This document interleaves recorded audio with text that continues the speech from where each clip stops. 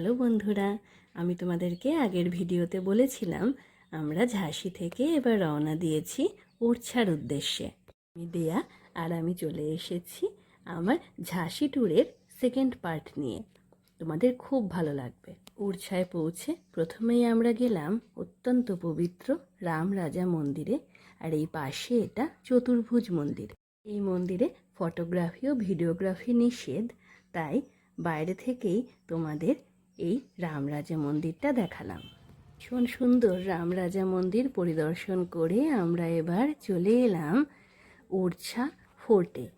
আমরা এখন দাঁড়িয়ে আছি ওরছার ইতিহাসের সাক্ষী এই বিশাল দুর্গের সামনে। ফোর্টের এই প্রবেশপথটি দেখো কতটা বিশাল, যেন আমাদের স্বাগত জানাচ্ছে কয়েকশো বছরের পুরনো এক ইতিহাসের রাজদরবারে। সে একটু ক্লান্ত, তাই একটু রেস্ট নিচ্ছে, আর ওর বাবা টিকিট কাটতে গেছিল। টিকিট কেটে আমরা প্রবেশ করলাম এই সুবিশাল দুর্গের ভিতরে। এটি শুধু একটি প্রাসাদ নয়, এটি বুন্দেলখণ্ডের বীরত্ব ও শিল্পকলার এক অনন্য মিশেল।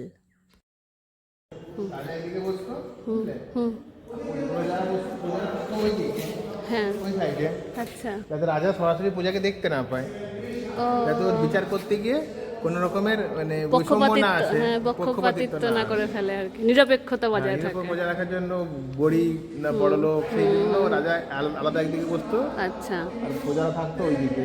আচ্ছা, প্রজা শুধু শুনতো কি ওর অপরাধটা আছে, দিয়ে সাজা দিত। বোঝা গেছে।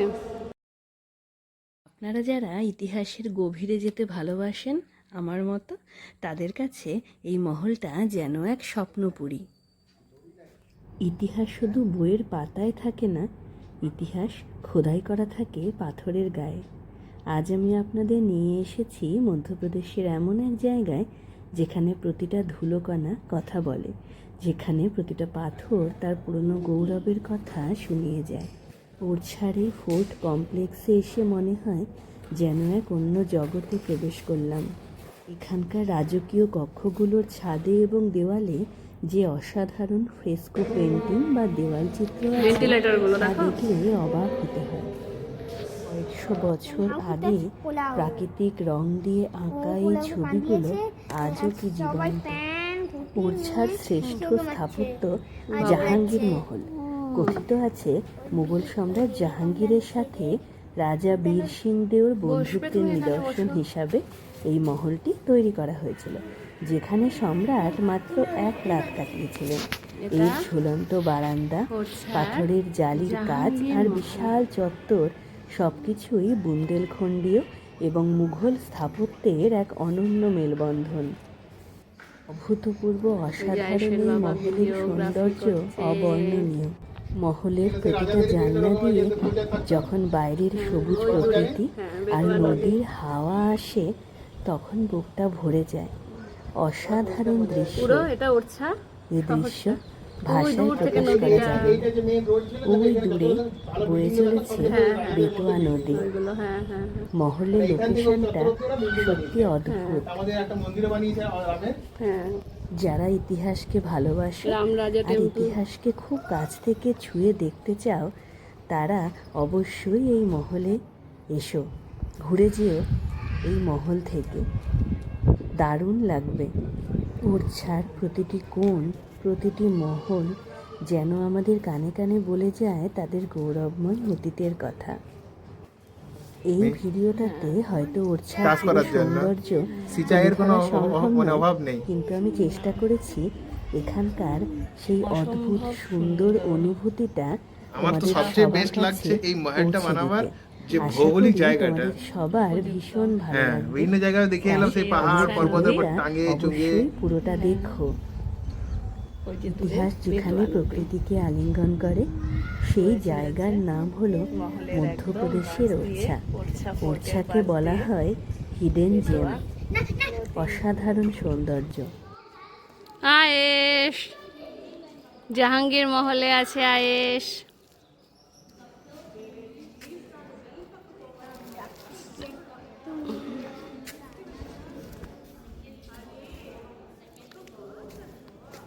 জাহাঙ্গীর মহলের মাঝখানে থাকা এটি বেশ ব্যতিক্রমী, ভালো লাগলো। ওরছা ফোর্ট কমপ্লেক্স থেকে বেরিয়ে এবার আমরা যাচ্ছি বেতোয়া নদীর তীরে। সেখানে আছে বুন্দেল রাজাদের স্মৃতিসৌধ বা ছত্রি। চলে এলাম আমরা বেতোয়া নদীর পাড়ে। এখানে নদীর কিনারায় সারিবদ্ধভাবে দাঁড়িয়ে আছে 14টি বিশাল ছত্রি। এগুলো আসলে বুন্দেলা রাজাদের স্মৃতিস্তম্ভ। এইটা হলো বেতোয়া নদী। সূর্যের আলো যখন এই ছত্রির চূড়াগুলিতে পড়ে তখন এক অদ্ভুত মায়াবী দৃশ্যের সৃষ্টি হয়। নদীর জলের কুলকুল শব্দ আর এই বিশাল স্থাপত্যগুলোর নিস্তব্ধতা আমাদের মনে করিয়ে দেয় সময় চলে যায়, কিন্তু মানুষের সৃষ্টি রয়ে যায় যুগের পর যুগ। এই বেতোয়া নদীর পাড় ঘেঁষে সারিবদ্ধভাবে দাঁড়িয়ে আছে 14টি বিশাল স্থাপত্য, যাদের বললাম তোমাদের বলা হয় ছত্রি বা স্মৃতিস্তম্ভ। এগুলো কেবল পাথর আর ইটের কাঠামো নয়, এগুলো বুন্দেল রাজবংশের রাজাদের অমরত্বের প্রতীক। জাহাঙ্গীর মহল, ফুলবাগ, আচ্ছা, লক্ষ্মীনারায়ণ মন্দির, হামাম এবং নওবতখানা সব তৈরি হয়েছিল। আচ্ছা আচ্ছা, মানে বীর সিং দেও বুন্দেলা রাজা, তাই তো? তার সময় স্বর্ণ। নির্মাণ হয়েছিল। হুম। ये भी हुई कि जहांगीर महल बनाने के लिए धन शाही मुगल खजाने से आया था। इस तरह एक सिर की कीमत पर बादशाह जहांगीर वीर सिंह देव के आजीवन भरोसेमंद दोस्त बन गए। কেসটা বুঝলে এবারে? না, তুই বল। বেতোয়া নদীর তীরে বসে নদীর কুলকুল শব্দ শুনতে শুনতে আমরা কিছুক্ষণ রেস্ট নিয়ে নিলাম।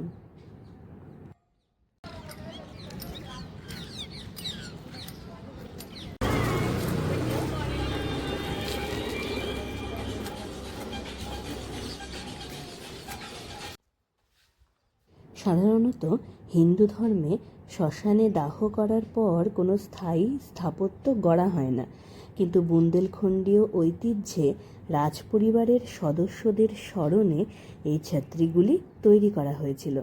প্রতিটি ছত্রি যেন এক একজন রাজার ব্যক্তিত্বের ছাপ বয়ে বেড়াচ্ছে।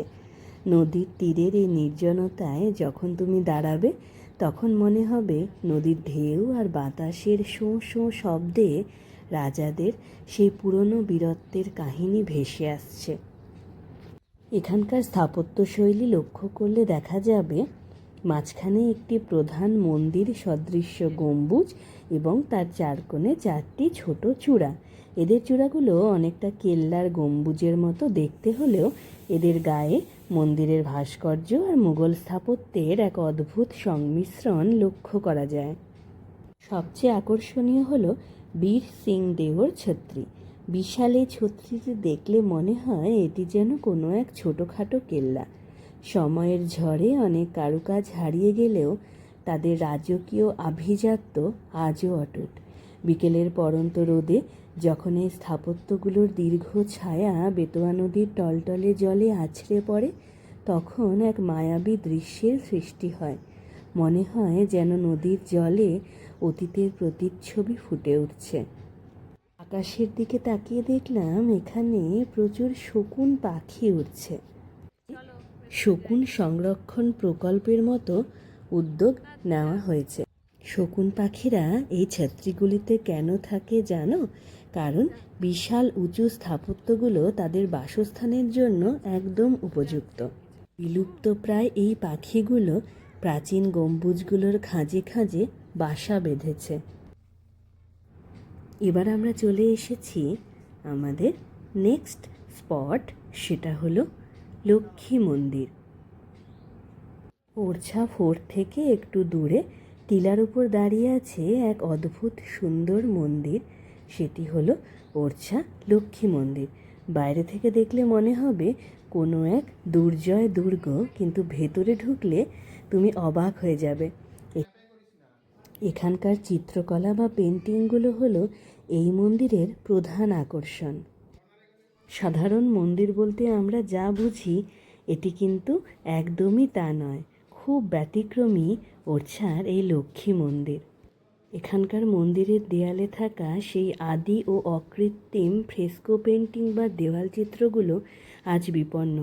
কোথাও মানুষের অসচেতনতায় পানের পিক বা হাতের ছোঁয়া লেগেছে, আবার কোথাও রোদ, বৃষ্টি, ঝড়ের মতো প্রাকৃতিক কারণে খসে পড়েছে এই প্রাচীন শিল্প।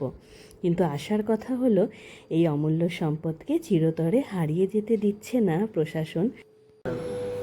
হ্যাঁ, তুমি এখানকার একবার আর্টটা দেখো, যেটা পেন্টিং, কত সুন্দর, মানে ওরা পার্মানেন্টলি একটা কালার দিয়ে পেন্ট করেছে যে এখনও টিকে আছে।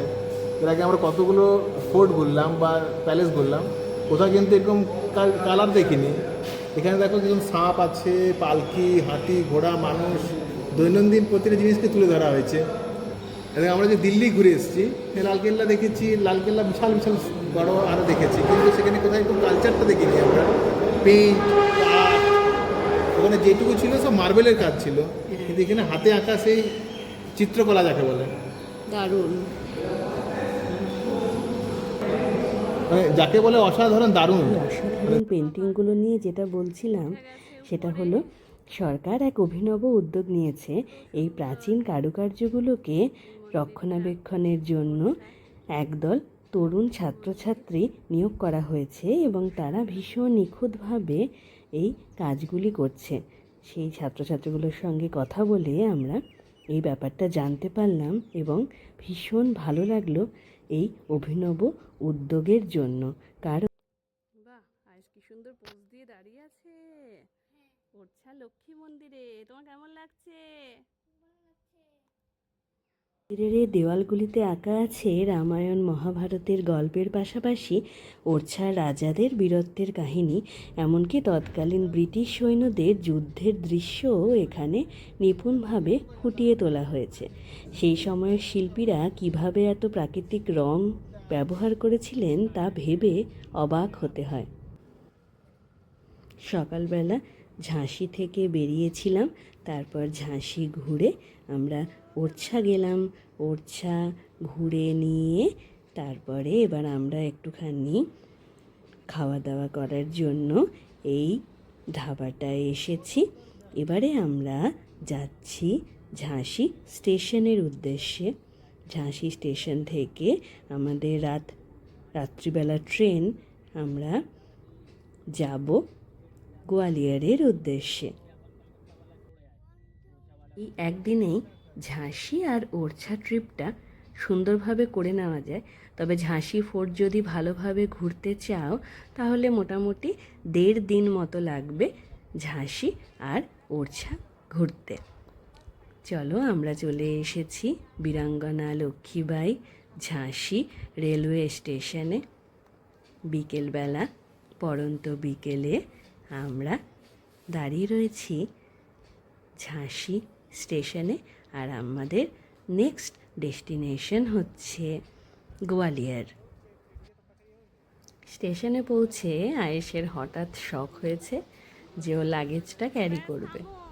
চলো, আয়েশকে ধরিয়ে দিয়েছি, আর আয়েশ দেখো কি সুন্দর টানছে আর বলছে যে ভিডিও করে দাও, ভিডিও করে দাও।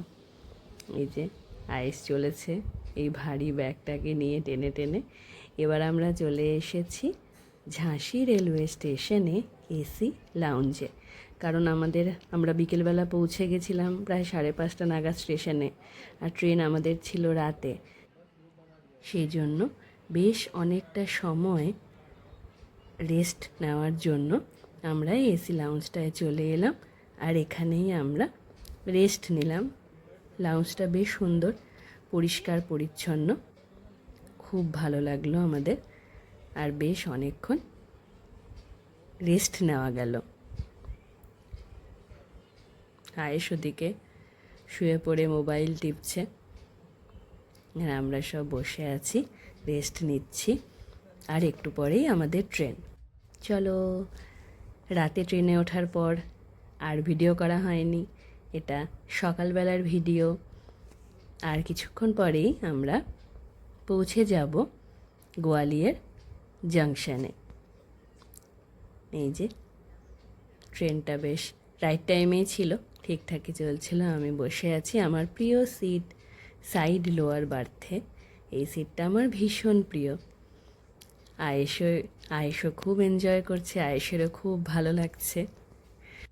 আমার যে কি প্রিয় এই সাইড লোয়ার সিটটা, তা তোমাদের বলে বোঝাতে পারবো না। অদ্ভুত এক মায়া জড়িয়ে আছে এই সাইড লোয়ার সিটের সাথে, আমার দারুণ লাগে। দেখা হবে পরের ভিডিওতে। টাটা।